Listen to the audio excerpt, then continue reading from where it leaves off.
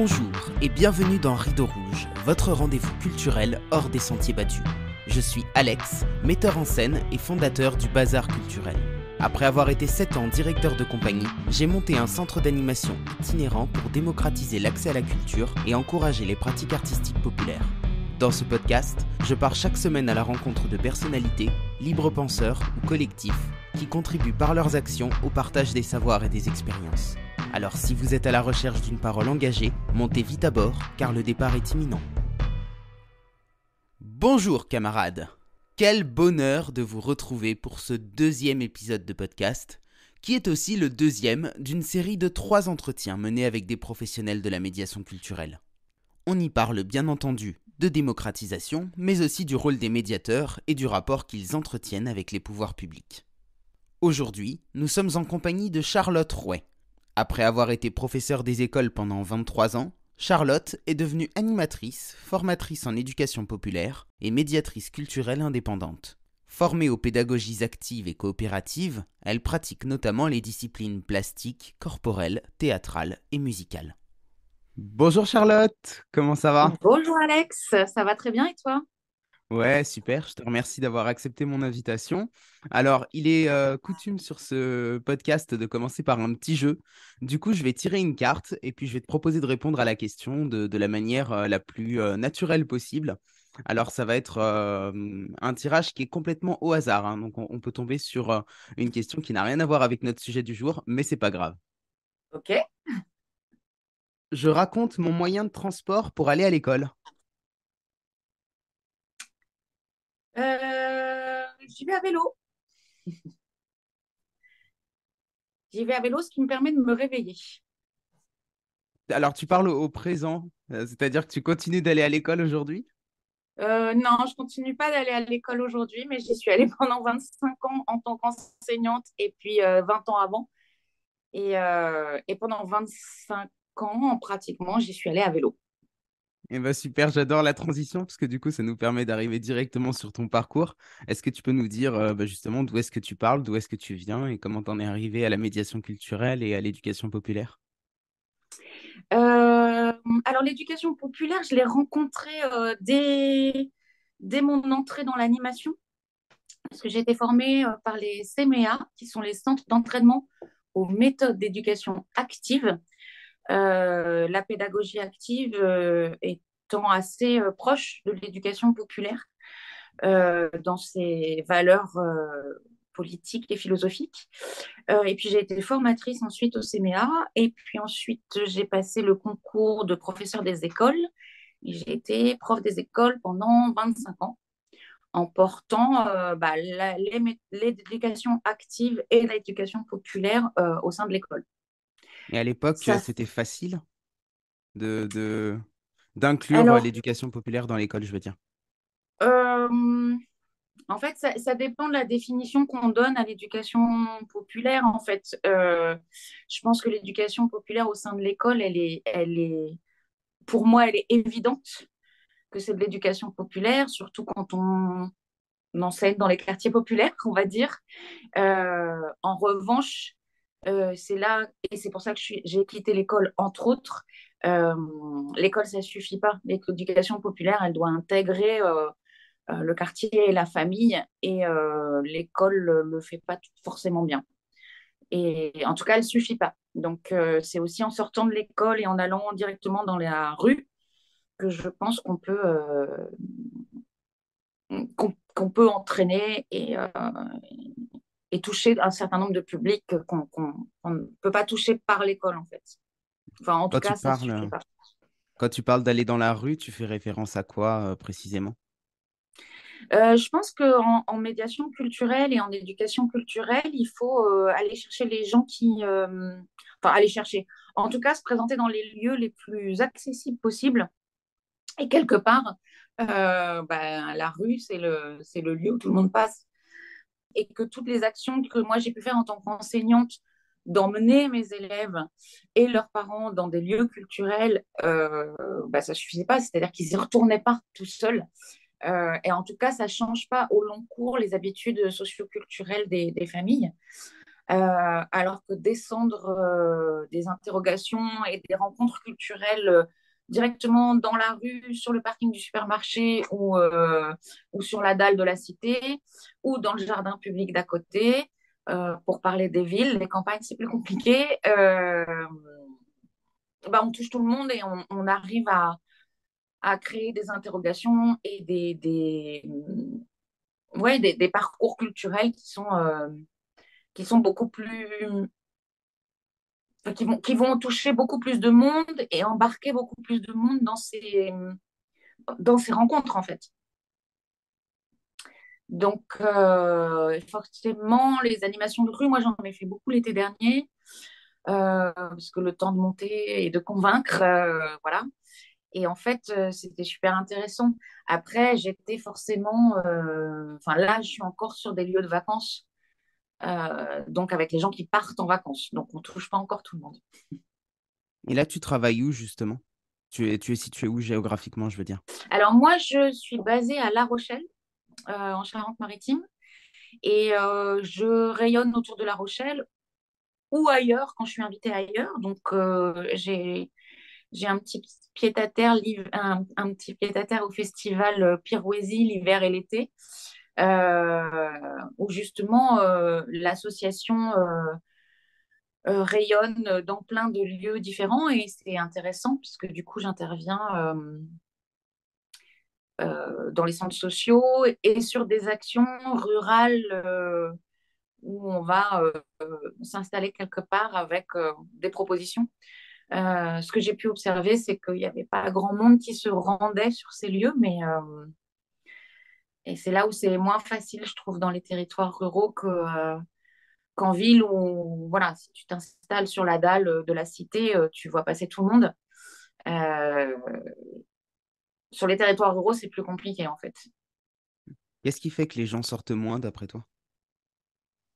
Je pense que c'est pas qu'ils sortent moins, mais c'est qu'ils se rencontrent moins, en fait.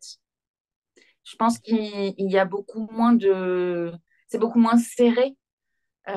Et du coup, pour avoir du monde qui passe, il faut trouver l'endroit où le monde passe.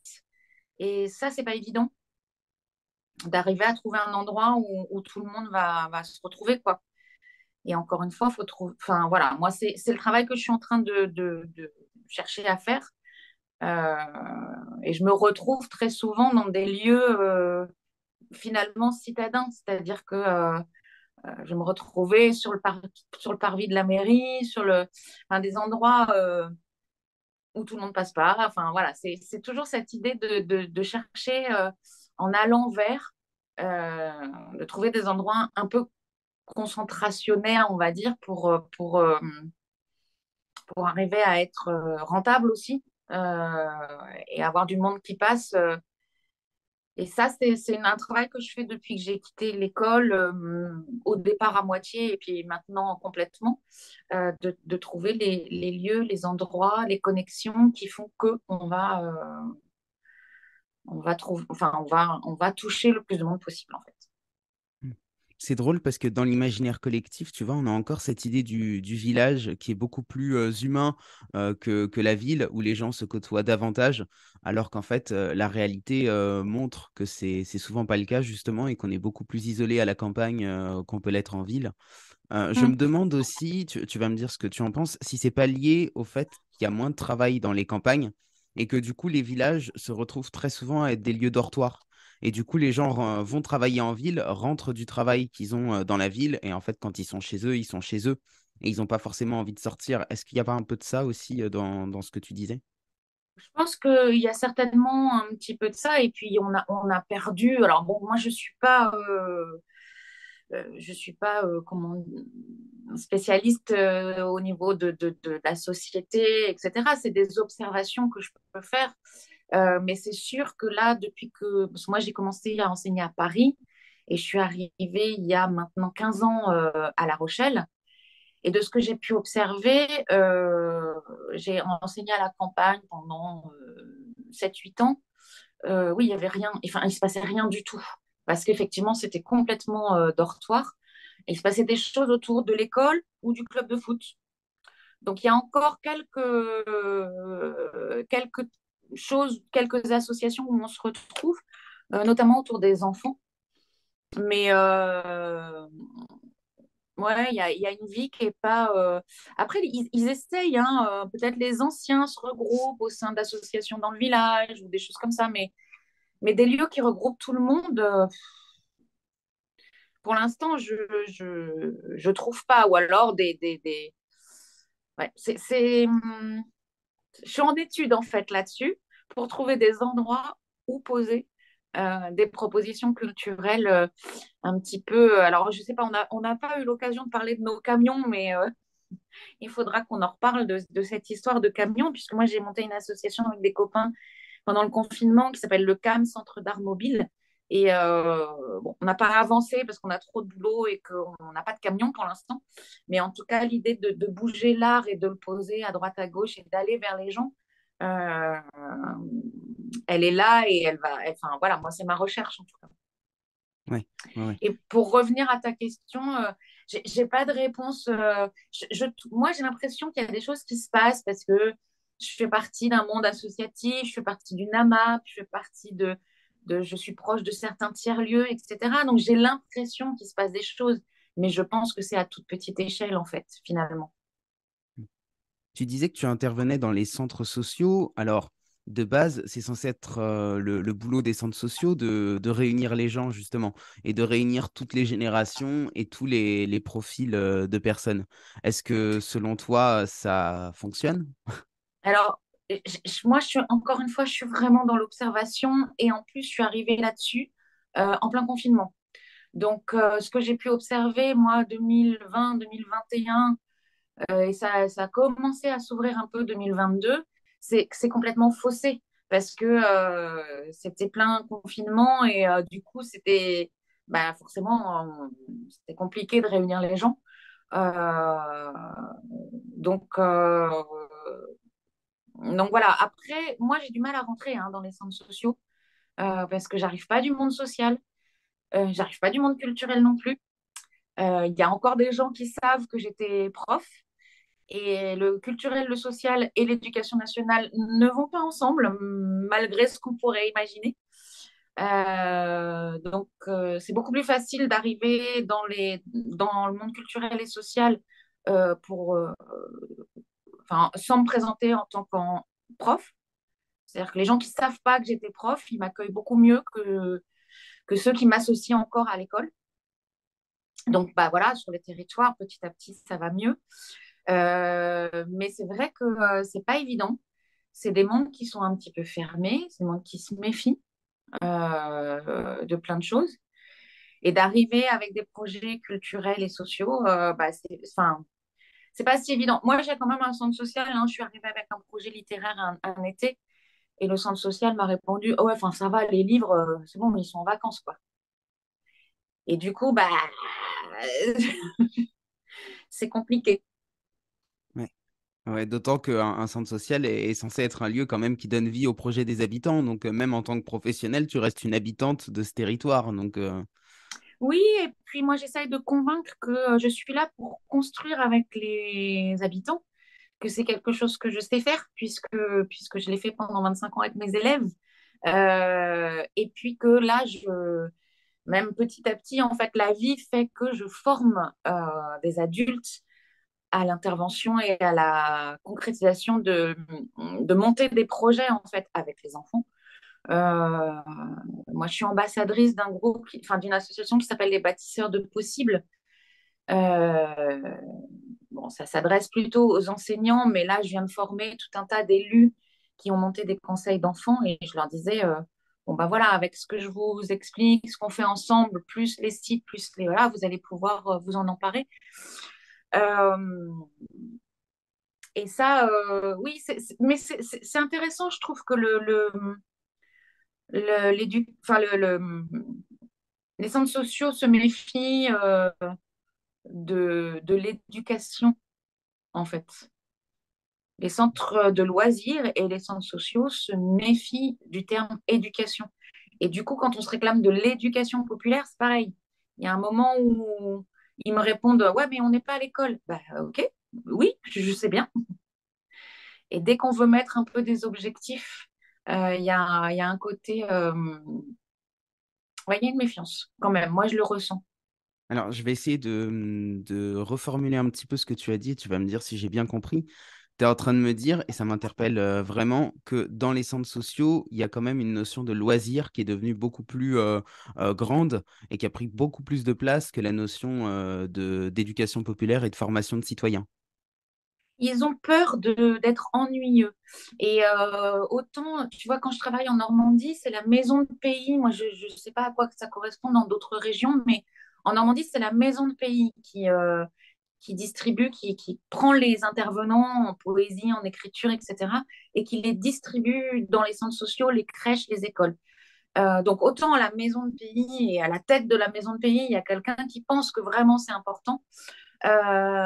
Autant l'année dernière, j'étais étonnée d'être pas toujours accueillie au départ euh, de façon volontaire. Et puis après, ça se passait super bien parce que j'arrivais avec des propositions qui plaisaient à tout le monde. Mais donc après, ça se passait super bien. Mais au départ, je sentais que ouais, qu'est-ce que c'est que cette histoire de faire de la poésie tu vois, dans les centres sociaux, là, j'ai fait un atelier femmes. Les nanas, elles m'ont dit, ouais, ouais, la poésie. Puis bon, après, je leur ai proposé des trucs qui les a embarqués, mais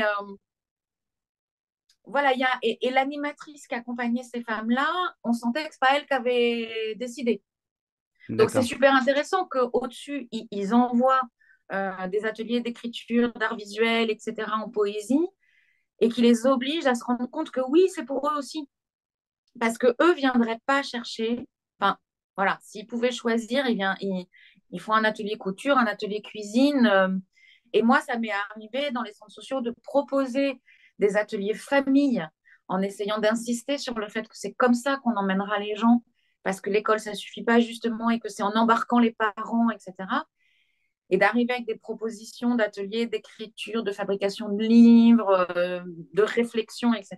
Et qui me disent, ouais, ok, mais sinon, nous, on ferait bien une soirée crêpes. Et d'arriver à dire, ok, on va passer par la soirée crêpes, mais est-ce qu'on pourrait pas tirer des fils pour voilà, réfléchir à ce que ça veut dire, parce que c'était les crêpes, faire de l'histoire, faire de la... Bon. Et là, je me retrouve face à des gens qui me disent, non, mais ça va, l'instit, là, on se calme. Ah ouais, donc il te Et renvoie à ce rôle-là, quoi. Moi, c'est ça que je trouve terrible. C'est-à-dire que tu n'arrives ben, pas à retirer cette étiquette, quoi. alors, il y en a qui savent pas que j'étais instite avant et qui me regardent en me disant, ouais, bon, c'est bon, l'intello, on peut pas juste faire des crêpes. Et alors, je dis à chaque fois, je dis, mais on peut faire juste des crêpes. À ce moment-là, vous n'avez pas besoin de moi. Moi, ce qui est intéressant, c'est d'arriver en mettant autre chose en... Enfin, voilà, c'est un exemple, hein, le coup des crêpes, mais c'est cette idée de profiter de la présence de quelqu'un qui va essayer de tirer les fils un peu plus loin et peut-être raccorder avec des contes, raccorder avec la veillée, raccorder avec une histoire, raccorder avec... Bon, mais ça n'intéresse pas toujours, c'est exactement ce que tu disais. Il y a cette notion de loisir qui s'oppose à la notion de culture et d'éducation, alors que ça va tout à fait ensemble et c'est là où il va falloir convaincre, je pense. Et tu penses qu'il y a encore une place justement pour ça? Parce que là, on parle derrière la notion de loisir, il y a même la notion en fait de consommation. On est dans une société de consommation. Je pense que c'est plus une surprise pour personne.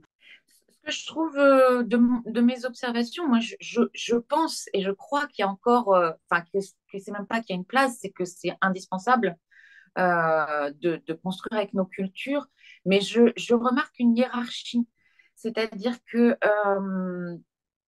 quand j'interviens dans une médiathèque, j'arrive avec mon bagage culturel et il n'y a aucun problème. Sauf que tout le monde ne va pas à la médiathèque. Ceux qui viennent déjà à la médiathèque, bon.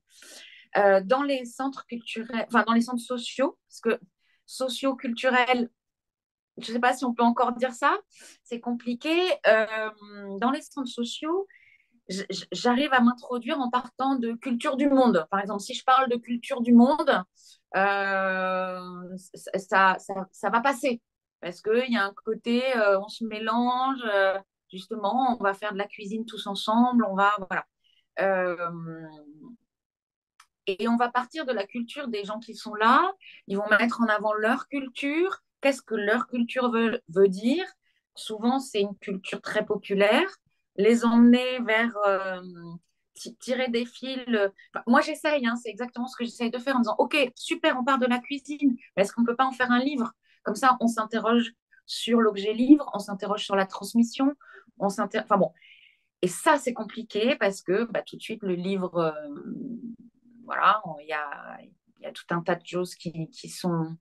Et en fait, mélanger ces hiérarchies de culture est compliqué.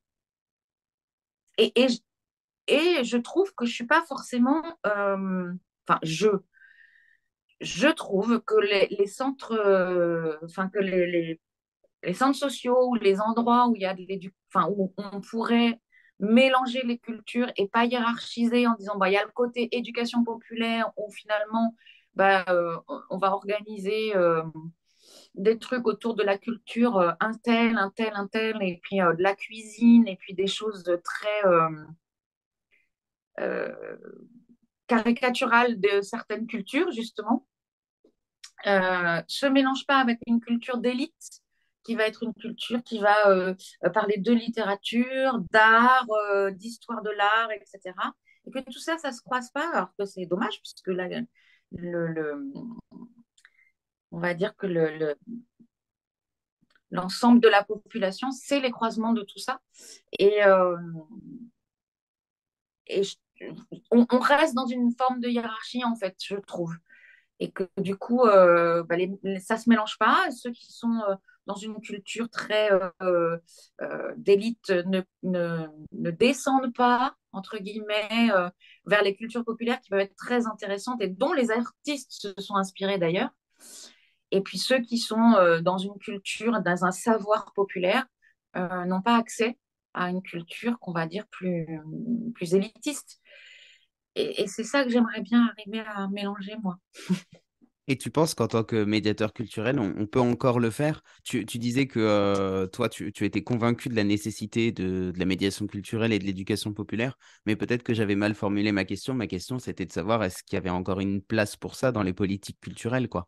Est-ce qu'on va pas, au contraire, vers davantage de loisirs? Et est-ce que demain, on arrivera encore à faire ce travail correctement? Parce que je suis 100% d'accord avec toi sur le fait que non seulement les deux ne se mélangent pas, mais en plus, il faut que chacun reste à sa place, quoi. C'est-à-dire que si on essaye de mélanger les deux, non seulement ça ne marchera pas, mais en plus, on fera en sorte, et quand je dis on, c'est les personnes qui sont en face de nous et qui le font peut-être de manière pas, comment dire, pas consciemment mal intentionnée, mais qui le font quand même, de mettre des bâtons dans les roues sur des projets qui pourraient mêler les publics, quoi. Mm. Ouais, je suis tout à fait d'accord avec toi. Alors, ma réponse, c'est indispensable. Il faut absolument qu'on y arrive parce que sinon, on va dans une société qui m'intéresse pas. C'est ce que j'ai tenté de mettre en place à l'école pendant 25 ans, puisque forcément, quand on s'engage dans l'éducation nationale, enfin, pas forcément, mais souvent, on a envie de porter un certain nombre de valeurs et on croit qu'on peut les porter à tous. Euh, Ce que j'ai pu observer, c'est que ça ne suffisait pas. C'est-à-dire que oui, moi, j'arrivais à toucher tous mes élèves, quels qu'ils soient. En revanche, ça ne changeait pas les habitudes culturelles, puisque s'il n'y a pas un relais en dehors de l'école, à part un ou deux miraculés, enfin un ou deux pour qui tu arrives à... Enfin voilà, il y a une révélation. Euh, Ça change pas. Oui, à l'école, ils côtoient un certain nombre de choses, mais finalement, ça change pas les habitudes. Même quand on mène les parents, même quand, enfin voilà. Donc, je vais pas développer là-dessus, mais j'aurais quelques anecdotes intéressantes qui prouvent ce que je dis. Et j'ai participé pendant le confinement à des colloques. Le confinement a eu ça d'intérêt à des colloques de gens qui ont fait des études sociologiques et qui ont fait des études sur bon, bah, l'éducation artistique et culturelle à l'école, bilan. Bah, bilan, ça marche pas.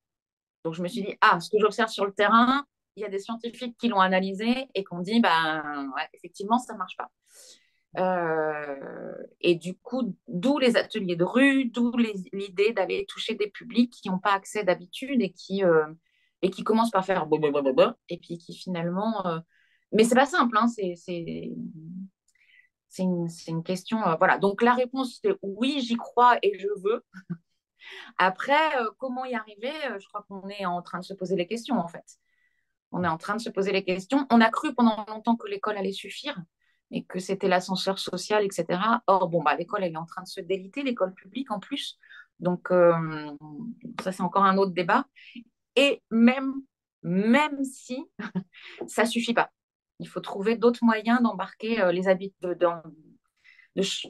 d'embarquer les habitudes culturelles à la rencontre, quoi.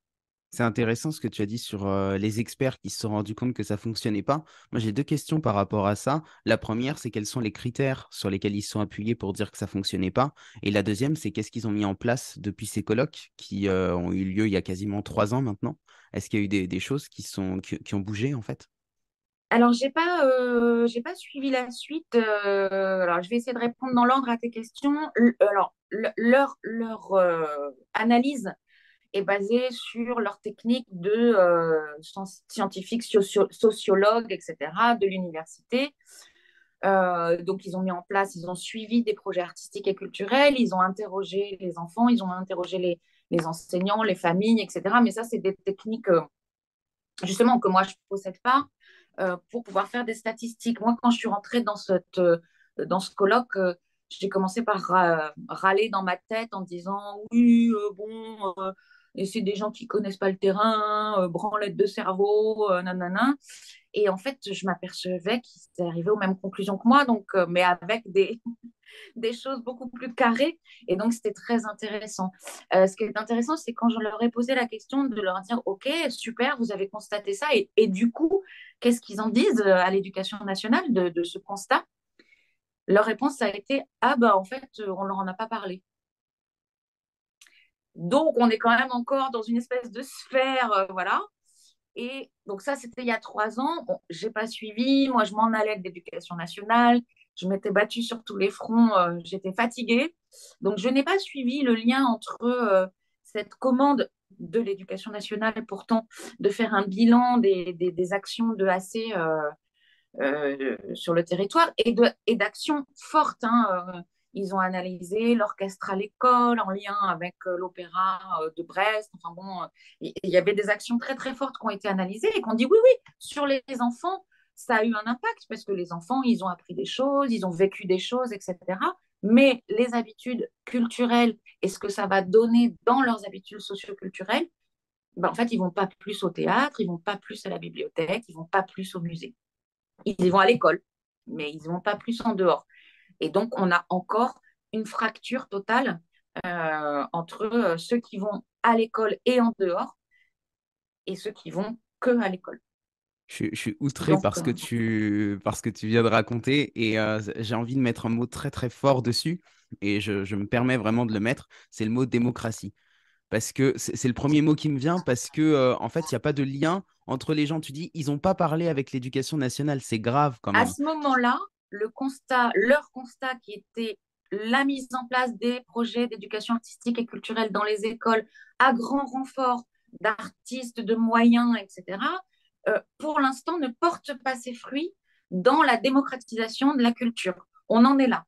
Et effectivement, la question, c'est qu'est-ce qu'ils en disent. Bon, à ce moment-là, ils n'avaient pas encore débattu avec l'éducation nationale. En tout cas, ils n'avaient pas encore mis en place des choses. C'est-à-dire que c'est compliqué. Le AC, avec justement toutes ces grandes actions, etc., se rendre compte que ça ne marche pas, c'est un peu les boules. Donc, et puis surtout, qu'est-ce qu'on fait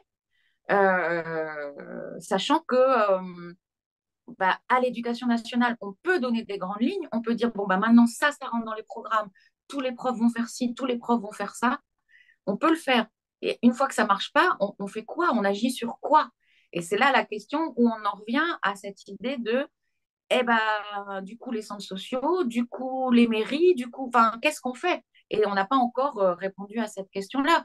Je crois que l'éducation populaire, quand elle a commencé à prendre place et à prendre un peu dans l'histoire, à se dire, OK, maintenant, il y avait les curés partout. Maintenant, nous, on va prendre la place avec d'autres valeurs qu'on va porter. Euh, il y avait peut-être encore des corporations à cette époque-là. Et ce que tu dis du délitement d'un certain nombre de choses, c'est sûr.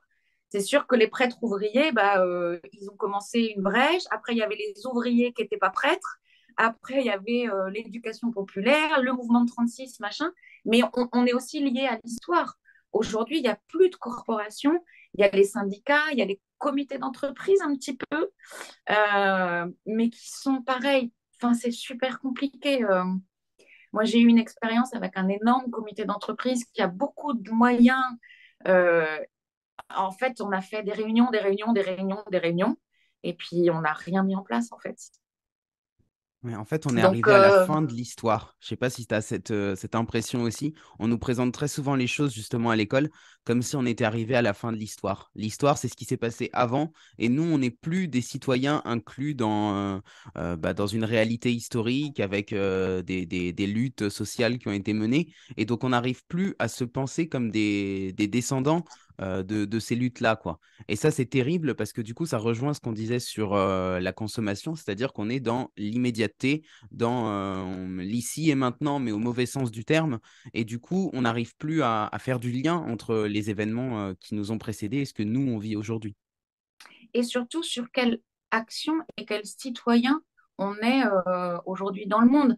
Alors, les enfants, ils sont impliqués, ils peuvent tout à fait s'impliquer à l'école, etc. Encore faut-il leur donner cette place et ce rôle. Mais il y a plein de choses, justement, qui sont faites à l'envers. Enfin, moi, je faisais partie d'une école où on m'a demandé d'élire des délégués de la classe. Donc, j'ai dit, OK, ils sont délégués à quoi? C'est-à-dire, ils sont délégués dans quelle instance? Ils sont délégués de classe. Oui, mais ils vont porter la parole de leurs camarades dans quelle instance décisionnaire? Puisque s'ils sont délégués de classe, c'est bon. Et en fait, nulle part. Ils étaient juste, on faisait un semblant d'élection pour montrer aux enfants comment on élisait, voilà, ce que c'était que la démocratie. Oui, mais s'ils sont élus à rien, en fait, ça sert J'adore. à rien. Et on est beaucoup là-dedans, c'est-à-dire qu'on est beaucoup dans un semblant. On fait des choses, mais qui n'ont pas de fond, qui n'ont pas de sens. Et, et à l'école comme ailleurs, hein, on fait un certain nombre de choses. Et là, la formation que j'ai dispensée à des élus qui avaient des conseils d'enfants, on a commencé par dire, OK, pourquoi il y a un conseil d'enfants? Ça sert à quoi? C'est quoi votre objectif? Et là, je me suis retrouvée face à des gens qui disaient, je suis, enfin, off. Ah voilà pourquoi ça marche pas. Déjà, vous savez pas ce que vous voulez en faisant un conseil d'enfant. Et c'est là où, en fait, j'accompagne à la réflexion. Quand on fait un conseil d'enfant, quand on fait élire des enfants à un conseil, ça sert à quoi? Qu'est-ce qu'il veut dire ce conseil? Il a quelle influence? Il va prendre quelle décision? Il va monter quel projet? Et c'est là où on se trompe. C'est encore la mode des débats philo. On fait faire des débats philo aux enfants à partir de 3 ans, mais on ne peut pas faire de la philo à 3 ans. C'est complètement idiot. Par contre, les gens sont contents. Ah, ils font de la philo, les enfants de 3 ans. Ben non, pour faire de la philo, il faut un bagage qu'on n'a pas du tout à 3 ans. Mais c'est la mode. Et c'est là où on se plante, je pense. Ouais. Voilà, moi, je pense qu'on se plante là. Et du coup, il faut arriver à construire des choses et à faire. Voilà, j'ai pas de solution. Hein, je suis encore en train de chercher. Mon chemin à moi, ça a été de sortir de l'école pour arriver dans d'autres lieux. Pour l'instant, j'interviens dans des lieux de culture. Et je cherche à en sortir, hein, mais pour l'instant, je suis soutenue par des médiathèques, des librairies, enfin des lieux de culture. Donc Ouais, c'est l'été, j'arrive. intéressant. Ouais. Ce qui est intéressant aussi, tu vois, c'est de voir comment est-ce que, mine de rien, on doit travailler avec un système qui est existant, même si on a bien conscience de l'imperfection. Et là, c'est vraiment un euphémisme de ce système. En fait, il faut qu'on fasse avec les structures qui sont existantes. Bien Et ça, sûr. c'est très, très compliqué. Et j'ai pas de solution non plus. Mais je trouve ce partage d'expérience justement très, très enrichissant. Parce qu'en fait, on Mm. voit non seulement les limites de ce système, mais ça permet aussi de commencer à réfléchir là à deux, puisqu'on est deux, mais aussi avec les personnes qui vont nous écouter, à comment est-ce qu'on peut faire autrement, quoi. Comment est-ce qu'on peut faire autrement? Qu'est-ce qui nous motive à le faire? Et puis aussi aller vers des gens qui n'ont pas d'idée de ce qu'on veut faire. Et il y a quelque chose, moi, qu'on m'a très souvent renvoyé dans divers endroits quand j'essaye d'arriver avec une culture, notamment littéraire, puisque c'est ma formation de base. Et puis, voilà, justement, ce que je te racontais tout à l'heure en disant, oui, bon, bah ça va, les livres, ils sont en vacances, quoi. C'est bon, l'intello, tu vas pas les faire lire. Et c'est là où on sent cette fracture énorme et que je me dis, OK, ils ont l'impression que je veux leur apporter ma culture, alors que moi, j'ai l'impression que c'est la culture de tous. Donc, comment faire pour qu'on arrive à se retrouver et comment faire pour leur montrer que, enfin, leur montrer, enfin, après, des fois, je me pose moi aussi en position d'apprenant en disant, OK, apprenez-moi d'où vous venez, votre culture, ce que vous trouvez intéressant dans votre vie, et puis on échange. Après, des fois, je suis face à des gens où bah, ce qui est intéressant dans leur vie, c'est la consommation. Donc, il faut que j'arrive avec un non-jugement, puisque leur culture, c'est la culture de la consommation. Moi, il faut que j'arrive en disant, OK, qu'est-ce qui est intéressant dans ce qu'ils nous transmettent pour que eux se mettent aussi, se disent, OK, elle m'a écouté, donc il faut que je l'écoute. Enfin, et ça, c'est super compliqué. Parce que nous, on arrive aussi en tant que médiateur culturel avec une culture qu'on pense intéressante et qu'on veut inculquer ou qu'on veut partager. Mais eux, ça les intéresse. Enfin, un certain nombre de gens, ça les intéresse pas cette culture-là. Et moi, je dis que c'est parce qu'ils la connaissent pas et que finalement, en passant par un certain nombre d'ateliers, de rues, de trucs, de machins, eh ben, j'arrive à, à me dire, enfin, à leur montrer que bah ouais, il y a des trucs intéressants. Et en même temps,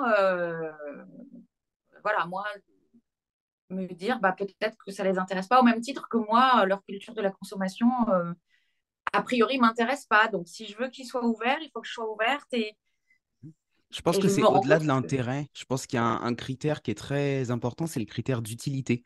C'est que non seulement ça les intéresse pas, mais en fait, ils trouvent pas ça utile, dans le sens où ils voient pas les bienfaits que ça va leur apporter au quotidien. Alors que la consommation, il y a des bienfaits. Il y a une expression qu'on entend très souvent que je supporte pas, mais qui existe quand même, qui est l'expression se vider la tête. Quand on va regarder des conneries à la télé, pardonne-moi l'expression, c'est dans la volonté de se vider la tête parce qu'on a eu une dure journée de boulot et parce qu'il faut oublier, et parce que et je parle de la télé, mais ça peut être aussi Internet, les réseaux sociaux et compagnie. Mais en tout cas, il y a une notion d'utilité. Ça vient vraiment remplir un vide ou vider plutôt un trop-plein qu'on va avoir dans notre journée. Et donc, ça va servir à quelque chose concrètement dans l'immédiateté. Alors que bah, la culture, au sens où on l'entend, nous, médiateurs culturels, elle va pas avoir cette fonction immédiate. Et en fait, il va falloir construire des outils à partir de ce que nous, on va donner en tant que médiateur et notre rôle, c'est peut-être aussi justement de les ouvrir sur l'utilité que ça peut avoir, l'utilité sociale, de réussir à se penser dans un ensemble de citoyens, dans une société. Ça peut avoir aussi une utilité politique, ça peut avoir aussi une utilité, ne serait-ce que de culture générale. Tout ça, c'est à nous de les ouvrir, quoi. Mais je pense qu'au-delà de la question de l'intérêt, ouais, il y a vraiment cette notion d'utilité qui me semble fondamentale. Alors, ouais, je suis assez d'accord avec toi. Après, quand tu écoutes des analyses de ces séries que les gens regardent pour se vider la tête, euh, en fait, c'est hyper construit sur une certaine forme de culture. Donc, il y a énormément de culture derrière, qui est une culture populaire, mais qui est construite. Enfin, et c'est pas des hasards en fait quand ça marche. Et donc, c'est hyper intéressant de poser la question aussi aux gens. De pourquoi ils aiment, pourquoi ça leur vide la tête, pourquoi, enfin voilà, il y a plein et puis il y a des savoir-faire artisanaux qui vont leur vider la tête aussi. Et puis, alors bon, hein, on est face aux écrans aussi depuis une quinzaine d'années. Ça monte, ça monte, ça monte, et donc il y a aussi cette problématique de ce que procure l'écran. Aujourd'hui, on a un recul dessus, mais il y a 15 ans, parce que moi j'ai un certain âge, bon, les intellos se doutaient un peu, mais on n'avait pas de recul. Aujourd'hui, on en a et c'est catastrophique, hein. Il y a des études qui ont été faites. Il va falloir qu'on prenne le problème à bras le corps. Mais la plupart des gens ne se posent pas la question, en fait. Donc là, je digresse un petit peu, pardon. Je reviens à ce que tu disais par rapport à l'utilité. Ouais, les gens ont l'impression qu'ils n'ont pas ils n'ont pas le temps aussi de construire cette culture générale et il y a un besoin d'immédiateté qui est lié à l'époque dans laquelle on vit et sans recul. Les enfants, ils en prennent conscience à l'école. C'est-à-dire qu'à l'école, ils vont prendre conscience, accompagnés par les enseignants, du temps long. Alors, je parle du premier degré, le second degré, c'est plus compliqué. Les profs, ils les ont que quelques heures. Ils sont aussi dans une espèce de besoin d'efficacité. Donc, je parle vraiment de l'école primaire, là, euh, où l'enseignant, il est toute la journée avec ses élèves et où, du coup, le temps va se construire différemment. Mais donc, les enfants peuvent avoir cette notion, enfin, construire ça. Mais encore une fois, ça suffit pas de le faire à l'école. Et la conscience qu'ils peuvent avoir de construire une culture collective, de tout ça, s'il n'y a pas un relais, ça le fait pas, quoi. Donc, et encore une fois, j'ai pas de solution. Moi, je passe beaucoup par la pratique, c'est-à-dire que je construis la culture, enfin, je fais faire des trucs aux gens, et puis après, je le relie à de l'histoire, de la culture, voilà. Euh, et du coup, ils se rendent compte qu'en fait, ils pratiquent et dans leur pratique, il y a une problématique qui finalement est universelle et va se retrouver dans l'histoire de l'art, dans l'histoire de la littérature, dans l'interrogation humaine. Enfin bon, j'essaye de faire ces liens-là. Et évidemment, j'ai de l'écho quand j'ai un public en face de moi qui a déjà une interrogation culturelle. Euh, dans la rue, c'est plus difficile, mais finalement, ils vont pratiquer quelque chose. Et puis à côté, il y a un bouquin qui, c'est marrant. Il y a des liens entre le bouquin, le truc, puis il y a des représentations artistiques. Et puis en discutant, on arrive à trouver des liens. Enfin, mais c'est des petites choses, quoi. Mais toutes les petites graines sont bonnes à planter. Et peut-être que du coup, quand ils croiseront une pub qui fait référence à un truc, ils se disent, ah, bah tiens, c'est marrant ça, ça fait référence. Voilà. Et c'est ce lien-là, en fait, que je trouve intéressant à construire. Je disais aux enfants que j'avais en classe, vous avez une bibliothèque, en fait, et tout ce qu'on fait, vous mettez des livres dans votre bibliothèque. Après, ce qui est intéressant, c'est de savoir comment vous ranger pour pouvoir reprendre les ouvrages.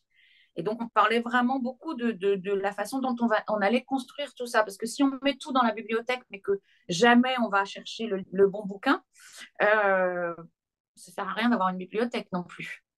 Donc, c'est aussi comment on fait pour classer dans sa tête les petites choses qu'on fait, qu'on vit et qu'on apprend pour pouvoir ensuite s'en resservir pour faire d'autres choses.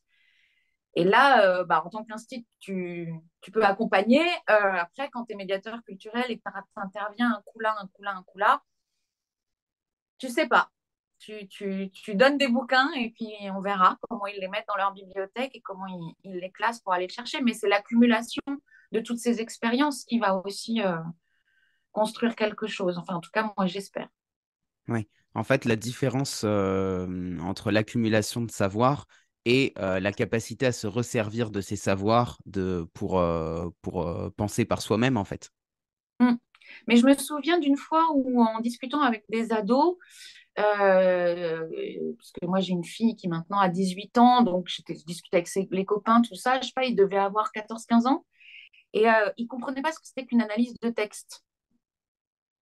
Alors j'essayais de leur expliquer avec mes mots d'instit et tout ça, et puis un jour dans un trajet de voiture, il y en a un qui veut convaincre les autres de regarder une série, et qui résume la série, prend des extraits de la série pour la lier à d'autres séries que les autres aimaient bien, analyse les personnages avec leur langage d'ado, etc. Et en fait, tout d'un coup, je me retourne, je me dis, c'est ça, en fait, une analyse. Ce que tu es en train de faire là, c'est ça, une analyse. Et donc après, j'ai essayé de leur faire le lien avec leur cours, mais ils avaient tout à fait une capacité dans leur... ils avaient une capacité incroyable d'analyse euh, sans s'en rendre compte. Mais ce qu'ils faisaient, c'était vraiment une analyse. Et ils n'arrivaient pas à transférer ce savoir-là à l'école. Ou l'école n'arrivait pas à leur dire, vous savez le faire quand vous regardez vos séries. Enfin, et je me suis dit, ils ont 14 ans, ils ont des savoirs, et ils ont mais en fait, ça ne se rencontre pas. Et leur souligner que, enfin, moi, je trouvais intéressant de leur souligner qu'ils savaient le faire et que ça, ils pouvaient s'en servir pour l'école. Et là, il y a une utilité du coup, parce que l'école, bon, même si on ne met pas toujours du sens dans ce qu'on dans l'école, enfin en tout cas ces catégories peut-être un peu voilà. Et c'était hyper intéressant de voir que bah, c'était parallèle tout ça et que finalement ils n'arrivaient pas à faire le lien entre tout ça. Et c'était des enfants en échec scolaire en fait, mais quand je les entendais parler de cette série pour essayer de convaincre, etc., je me suis dit, mais ils développent un argumentaire, ils ont une analyse, ils savent faire des références, enfin, c'est dingue, ils ont tout en fait. Génial. Alors voilà, je trouve que c'est intéressant aussi de se dire, ben finalement, il y a des choses qui ne se croisent pas, ou comme on disait tout à l'heure, ils ne savent pas se resservir mais ils ont des capacités et que ce qui serait intéressant, c'est d'arriver à faire les liens, quoi. Je trouve cette discussion hyper intéressante. Malheureusement, on va s'approcher de la fin de notre entretien. Du coup, je vais te poser Bien une sûr. dernière question qui est vraiment pas évidente, je te préviens. Si tu avais le pouvoir de changer le monde, par où est-ce que tu commencerais? Bah, je vais répondre par l'éducation parce que je me suis dit et je me dis encore que c'est par là qu'il faut, c'est le pouvoir, il est là. Et je dis bien éducation et pas école, parce que l'école, ça suffit pas. Oui. Eh ben, merci beaucoup, Charlotte. C'était vraiment passionnant. Mais avec grand plaisir, Alex. Clap de fin, les amis. J'ai adoré cet échange et je trouve que les expériences partagées par Charlotte sont vraiment limpides quant au fonctionnement du système culturel français. Voici les points que j'en ai retenus. Tout d'abord, que le fait d'emmener des publics dans les lieux de culture ne suffit pas à créer chez eux de nouvelles habitudes. Il faut aller là où les gens se trouvent, c'est-à-dire dans la rue. Ensuite, que les lieux historiquement reconnus comme des espaces d'éducation populaire, tels que les centres sociaux, sont aujourd'hui souvent dans une recherche de consommation plutôt que dans la formation de citoyens. Et enfin, que les intellectuels qui prônent la démocratisation culturelle pour les autres sont entre eux incapables d'adopter un fonctionnement démocratique, puisqu'ils ne se transmettent pas des informations qui pourraient changer les choses. Si le podcast vous a plu, n'oubliez pas de lui laisser une note positive et de vous abonner si ce n'est pas déjà fait. Et pour celles et ceux qui veulent suivre le travail de Charlotte, je vous mets tous les liens dans la description. Merci à tous d'avoir écouté cet épisode, et à la semaine prochaine pour une nouvelle rencontre hors des sentiers battus.